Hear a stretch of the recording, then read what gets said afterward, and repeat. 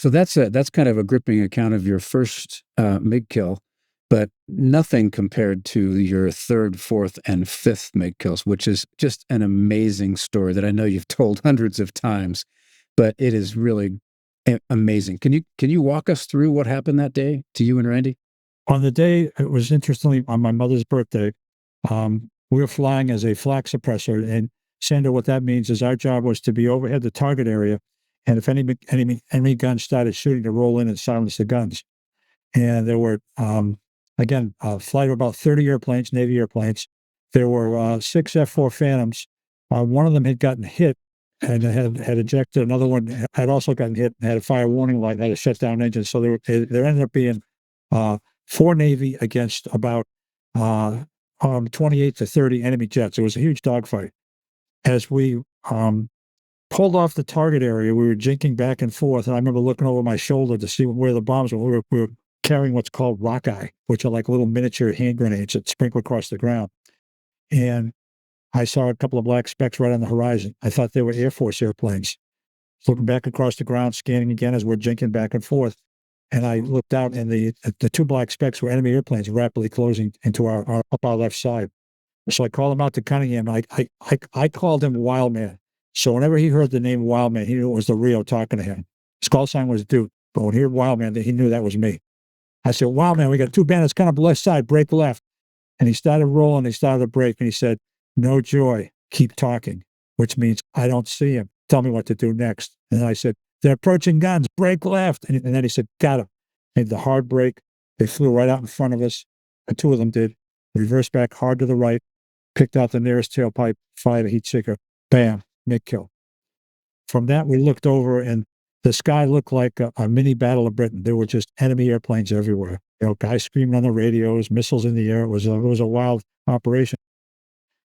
Back then, Sandy, one of the tactics, because we had superior thrust to weight, was the term we used was drag the fight uphill.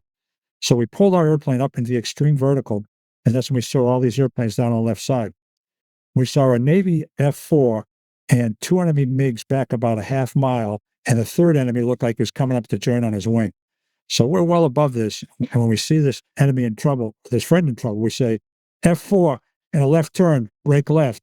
We're obliquely coming hard down into this. This airplane sees the 2 back at a half mile, does not see the third one. So the second call by us is F-4 and a left turn, break left. Now we're coming through the bottom of this thing, and then we know in a few moments we're going to have an enemy and a friend in our gun sight, and the missile's not going to be able to tell the difference. But we're mainly concerned because this friend is going to get shot down. This enemy just come out to make a sweet shot. So the third call by us is, God damn it, F-4, break left, you're going to die. And the air crew in this airplane said, somebody must know something we don't know. They made the hard break. The bandit did not track him through it. We're coming in from his cold side. As we came down, and my arm here, Sandy, is like the extended 6 line.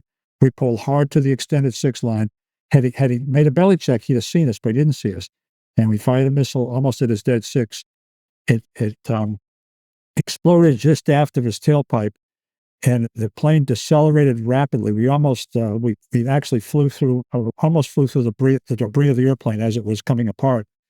The pilot ejected, and I can't say I made eye contact with him, but I looked over and I said to myself, oh, there really is a pilot in that airplane. He went by him fast. But right from there, as we started to pull out, we saw a black speck on the nose. It was another enemy airplane. So, you know what they teach at Top Gun, Sandy? Take out all lateral separation. So we broke hard into him. He broke hard into us. We passed close aboard, 100 degrees out, close aboard. He turned on the gun, and he started shooting at us with his gun. I said, that's right, he's got a gun. We made a hard breakaway to avoid the bullets. He flashed by. We pulled up into the vertical, thinking the term is he's run out our deep 6 o'clock, but he hadn't. He'd gone up in the vertical too, and he was above us. And he realized this now. Generally, when you start a dogfight, you try to be the higher of the 2 airplanes. He was maybe 5,000 to 6,000 feet above us. And when he realized this altitude advantage, and the diameter here is maybe inside of a mile, we typically like to have 2 miles plus. I'm talking for an appropriate F-4 tactic. And when he realized this, he made a hard turn down onto us, so that through this thing, he picked up 90 degrees. So at the top of this thing, he hasn't shot at us yet, but he's got guns in the nose, guns on the wings, heat seekers under the belly. So we're in huge trouble. So We break hard into him, rolling. He matches us through this perfectly. As we come to the bottom, we don't want to hit the ground. So as we pull up, he starts to shoot. And we got ourselves into what's called a slow speed rolling scissor. And generally, the second airplane, think of it as a race to the wall, the second airplane to get there is going to win. So it was a three-dimensional rolling turn. And generally at the top of the egg or at the bottom of the egg, we tried to skid the plane as best we could sideways because that's when he would start to shoot. The enemy pilot was an excellent tactician. He knew exactly how to fly his airplane. He had us on the ropes. A typical jet dogfight usually lasts about 15, 20 seconds. This one lasted almost 2 minutes. And for the first, say, minute and 50 seconds, we couldn't shake him. It was like he was tied on a string behind us. And this was a MiG-21? It was a MiG-17. And his nose was so close, it almost looked like a waste paper basket barrel held up, that big round nose.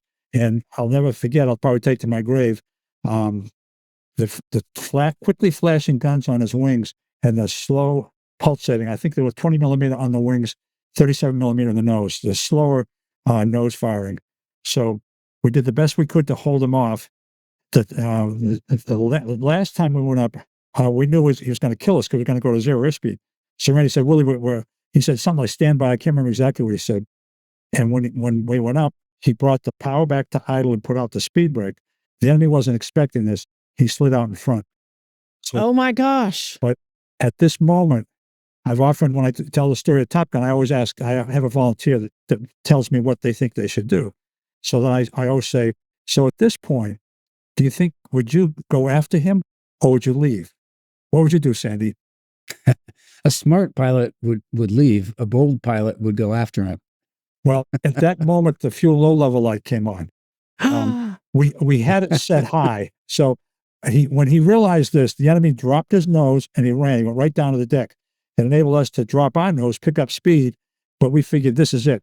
So, we don't want to, we wouldn't want to shoot an IR missile over a heavy jungle background with look down because your missile's going to, you don't know if the missile's going to track correctly or not. That's all we had. So with that final look, we fired the missile. It came off. It detonated just after his tailpipe. About a moment later, he hit the ground. We almost hit the ground ourselves. We had to do a hard pull-up. And when we did, we had a real close call. And we found out later from intelligence that the pilot flying that airplane had shot down 13 U.S. kills or 13 U.S. airplanes over a period of like 5 or so years. So it was a pretty intense fight. And that's what happened. So you got the equivalent of the Vietnamese Red Baron, I guess, right? Whoever he was, all I know is the guy was damn good. So I have to ask you, this sounds, like you said, it happened in 2 minutes. Things are happening really fast. It's really dynamic. I'm picturing this whole thing in my mind, but how did you and Randy communicate during a situation like this to keep track of what was going on and to stay coordinated? In the shuttle, it's a little bit more benign, even though we're going faster. It's not as crazy dynamic. How do you do that? Our main concern, we were very predictable during this rolling scissor. And our main concern, we realized there's just 5 U.S. airplanes and there's almost 30 enemy. So our concern was, as we were working predictably on this particular problem, and there were several that passed through our 6 o'clock. And so I kept a real close eye on them and as best I could. And the thinking was, if there were other times that he wanted to go right and I'd be screaming for a belly check. And more often than not, when we did the belly check, we rolled to see what, we want to go this way, but we'd make the belly check this way just to see, make sure we're okay. I would say of the 4 times I screamed at him to do that, 3 of the times we had bandits back in the shooting position on us. We went from the belly check into the last ditch, which means aerodynamically, whatever I have to do to the airplane, I'm going to do it to prevent myself from getting shot down. So you were kind of voice activating him where to go and what to do, as opposed to... He was handling, we always looked at the way he and I worked. He was the offense, I was the defense. So, okay. So he was, but we both cross-checked each other. I didn't spend much time looking from the 3 9 o'clock positions forward. I spent most of my time looking into the lethal cone areas where the attacks might come from. Okay. So that's how we did it.